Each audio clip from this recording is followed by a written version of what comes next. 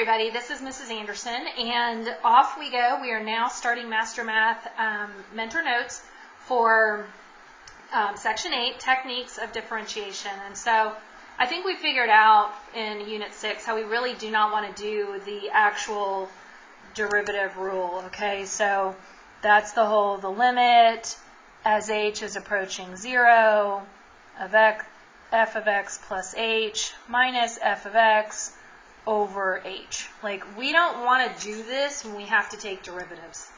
Okay, so it gives us the tangent, right? So this is the slope of the tangent is equal to this. And that's what a derivative is. Okay, so derivative is the slope of a tangent line right here to a curve. That's it. When you hear slope, you hear derivative, and when you hear derivative, you hear slope. They're going to be interchangeable. Okay? And this is what this whole class is based off of. And so right now you're kind of like, really? Like, why do I want to do this? But you're going to learn over time in different applications of why this is really important. And it's all about that instantaneous rate of change. But I don't want to do this process every time. It's going to be very cumbersome and fraught with places for mistakes. So there's lots of different rules that we're going to learn to make our lives easier. And the rule will be in the box, okay, and the notation. And then I'm going to show the notation underneath that you would want to have, okay? So remember, this is, when we talk about finding a derivative, we're finding the slope, okay? So let's talk about y equals 9, okay?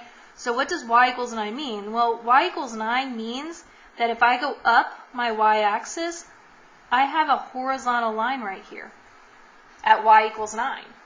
Well, the slope is 0.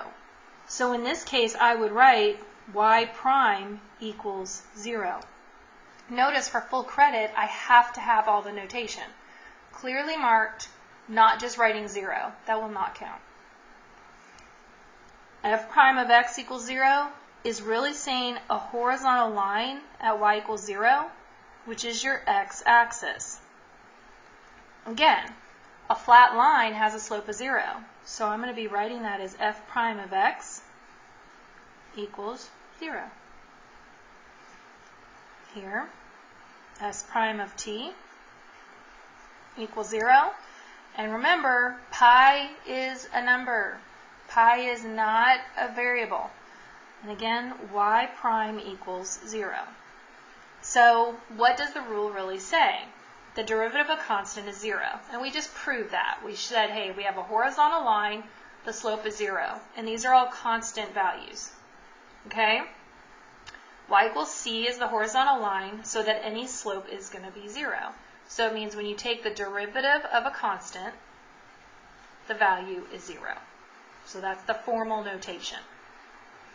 Now, we're also going to do the single variable rule because it just makes it a little bit quicker in here. The derivative of x equals 1, so the derivative of x equals 1. And this is consistent with the fact of the slope of y equals x is 1. So let's write this out. Y equals mx plus b, slope-intercept.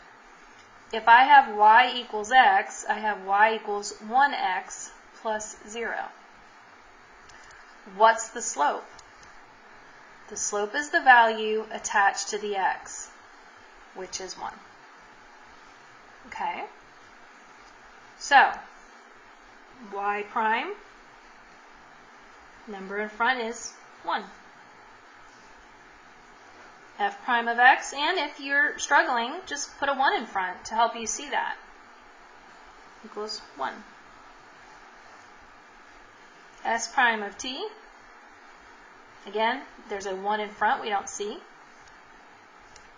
And then the function, with capital T being our variable, is, again, 1. Functions for which the derivatives exist are called differentiable, and we're going to have a unit where we talk about continuity and differentiability. A function may be differentiable at some x values and not differentiable at others. Okay? And that'll usually happen, of course, at asymptote, so you could be differentiable at other places, just not when you get to your asymptote, or a hole, or a step, or, and eventually we'll see the other two things that are going to be big clues about why you can't differentiate. So that is the first part of our notes. I'm trying to keep them kind of short. So we're talking about constant rule and single variable rule. Okay? So best of luck as you continue on.